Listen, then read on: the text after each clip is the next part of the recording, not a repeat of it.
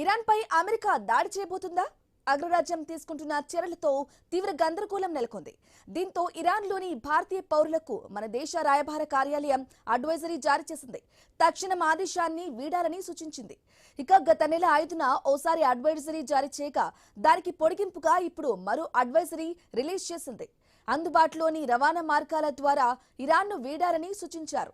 ప్రతి క్షణం అప్రమత్తంగా ఉండాలని స్పష్టం చేశారు. ఇక ఇరాన్లోని భారతీయులంతా పాస్పోర్ట్లు, ఐడి కార్డులు, ఇమిగ్రేషన్ పత్రాలను ఎవరికి వారు తమ దగ్గర పెట్టుకోవాలని తెలిపారు.